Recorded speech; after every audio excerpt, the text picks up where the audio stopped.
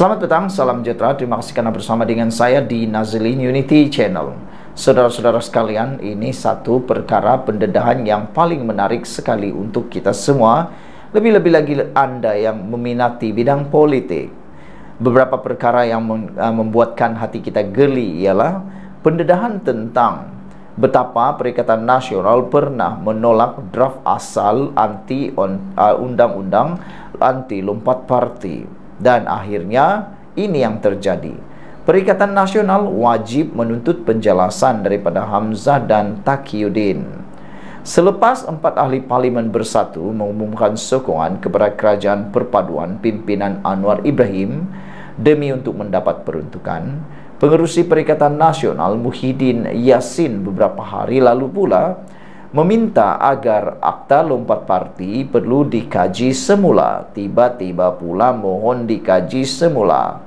Ini kerana, kata Perdana Menteri itu, bekas Perdana Menteri itu, masih wujud kelompangan di dalam akta berkenan. Inilah sikap yang paling mengejutkan netizen. Kata mereka, dah kena baru kata ada lompong.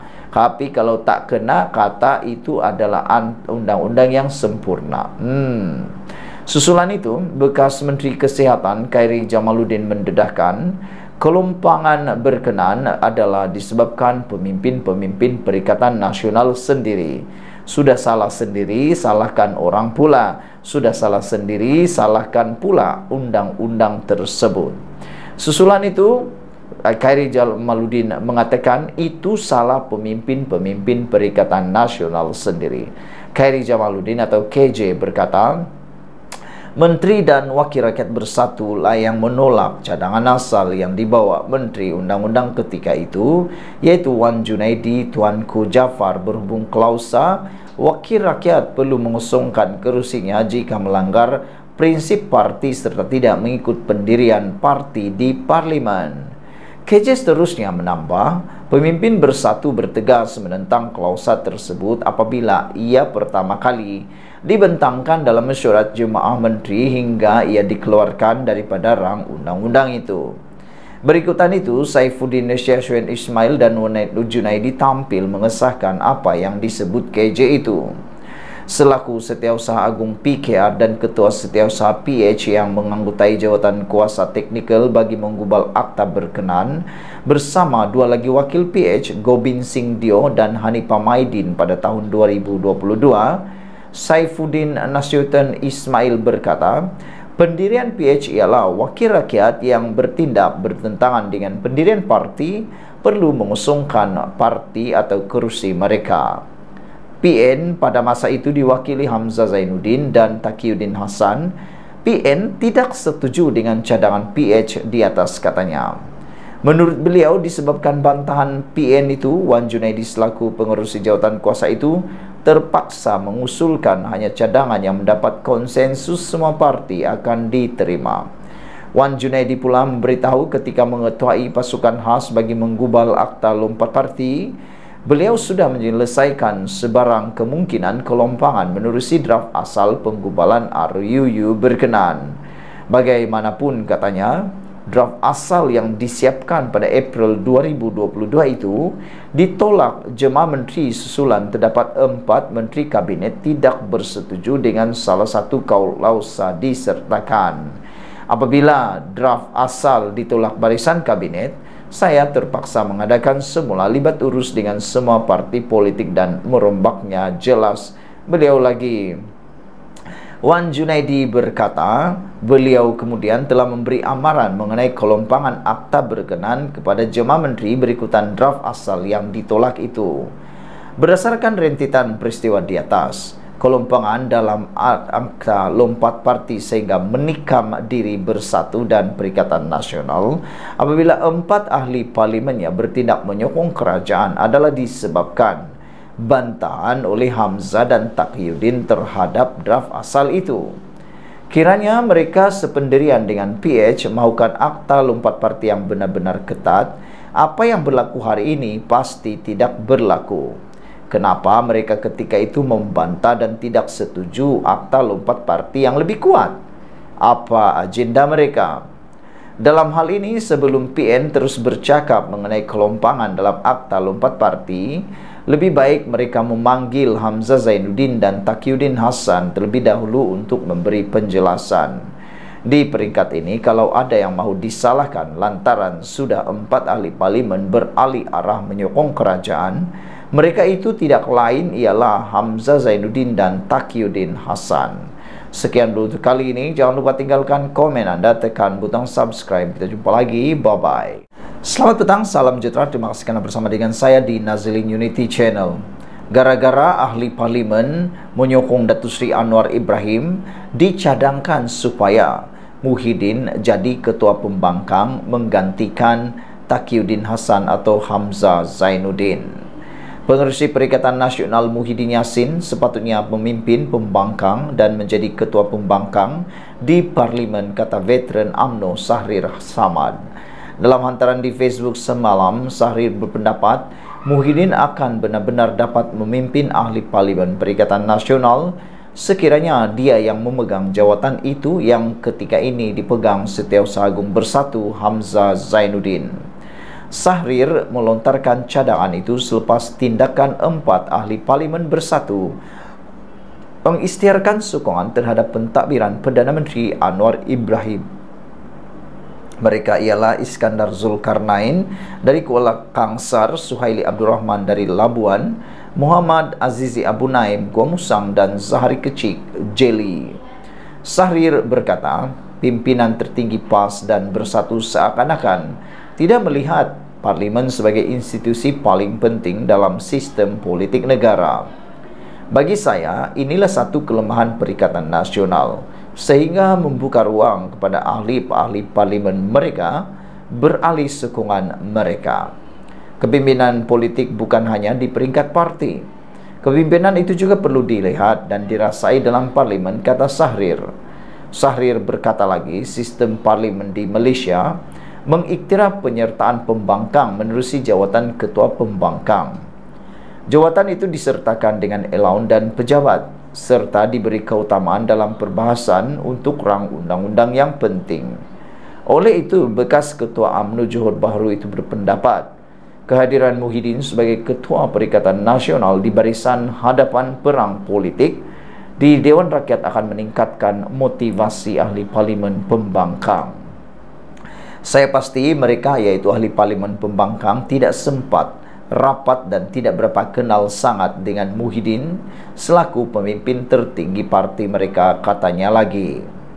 Dengan menjadikan UMNO sebagai contoh, Sahrir berkata, kecelaruan berlaku apabila Presiden UMNO Ahmad Zahid Hamidi menyerahkan jawatan itu kepada Ismail Sabri Yaakob sebelum ini.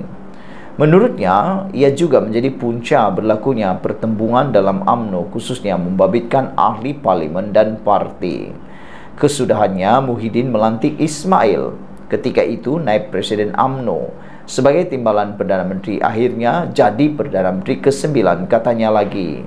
Sementara itu, naib Presiden Amanah Azli Zahari berkata, tindakan 4 ahli parlimen itu menyokong Anwar bukanlah satu kesalahan.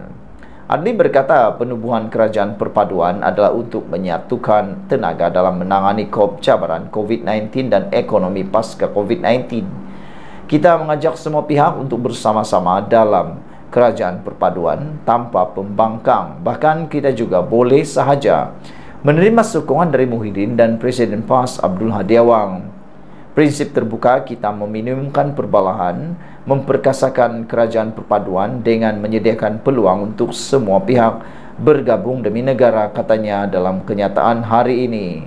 Saudara-saudara sekalian, beberapa komen dalam ruangan komen di Malaysia kini tentang isu ini ialah Mr. Sakau kata, bila fitnah 3R dapat dipatahkan oleh Madani, Perikatan Nasional mati otak, tak tahu nak buat apa lagi. Mereka jadi pembangkang paling lemah dalam sejarah Malaysia. Tahniah Madani, kata Mr. Sakau.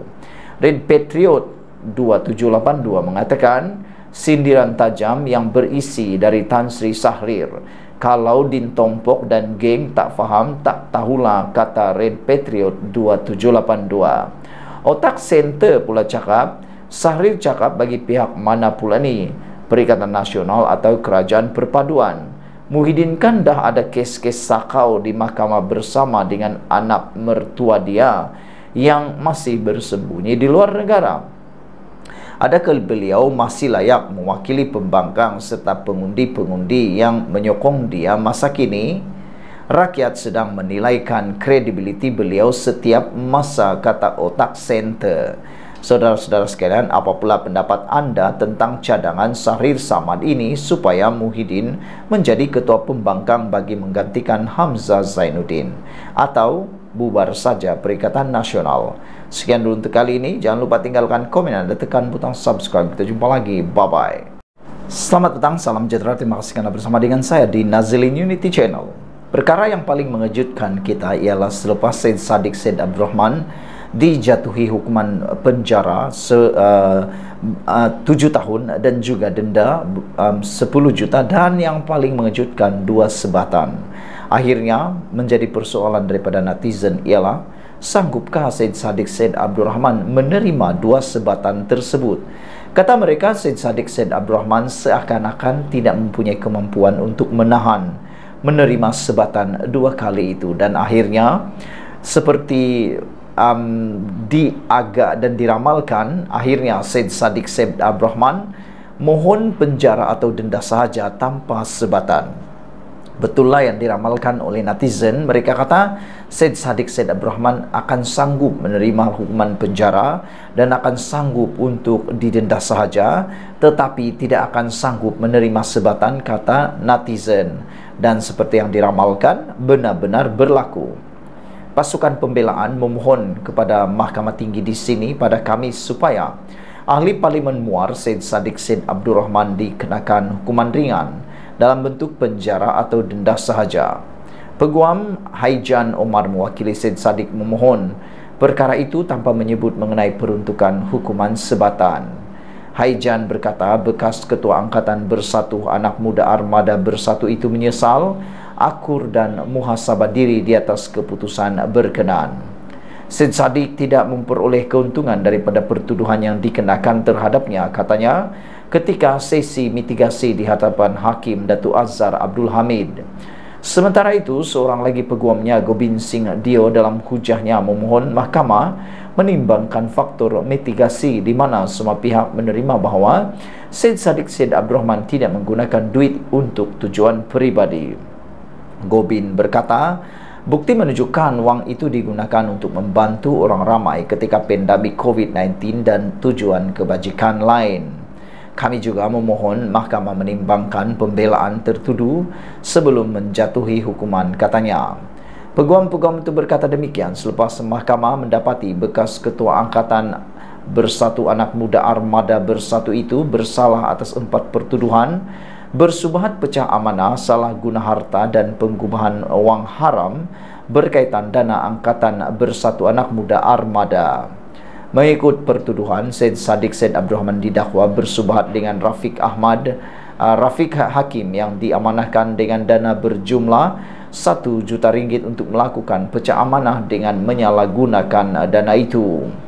Perbuatan didakwa dilakukan di CIMB Bank Berhad, Menara CIMB KL Central, Jalan Central 2 di sini pada 6 Mac 2020 mengikut Seksyen 406 Kanun Kesesaan yang membawa hukuman maksimum penjara 10 tahun dengan sebatan serta boleh dikenakan denda jika sabit kesalahan.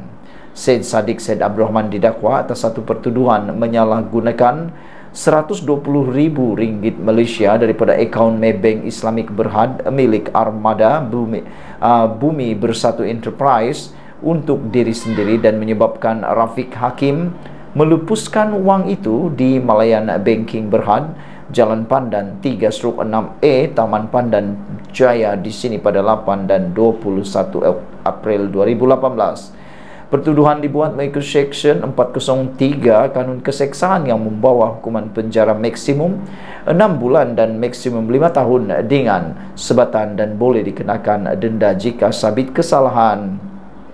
Beliau juga berdepan 2 pertuduhan membabitkan diri dalam aktiviti penggubahan wang haram, iaitu memindahkan wang masing-masing RM50,000 dalam akaun Maybank Islamic Berhad miliknya ke akaun amanah saham Bumi Putra miliknya dipercayai hasil aktiviti haram di sebuah bank di Jalan Persisiran Perling, Taman Perling, Johor Bahru pada 16 dan 19 Jun 2018. Pertuduhan mengikut Seksyen 4 dalam kurungan 1 kurungan B Akta Pencegahan Penggubahan Wang Haram, Pencegahan Pembiayaan Keganasan dan Hasil daripada Aktiviti Haram 2001 yang boleh dihukum di bawah Seksyen 4 dalam kurungan 1 Akta sama yang memperuntukkan hukuman maksimum penjara 15 tahun dan denda 5 kali ganda jumlah atau hasil aktiviti haram jika sabit kesalahan. Saudara-saudara sekalian, rupa-rupanya ini yang terjadi terhadap Syed Saddiq Syed Abdul Rahman sebelum diberikan hukuman, dan dijangka oleh netizen beliau tidak mampu menerima dua sebatan tersebut. Sekian dulu untuk kali ini. Jangan lupa tinggalkan komen anda, tekan butang subscribe. Percuma. Bye-bye.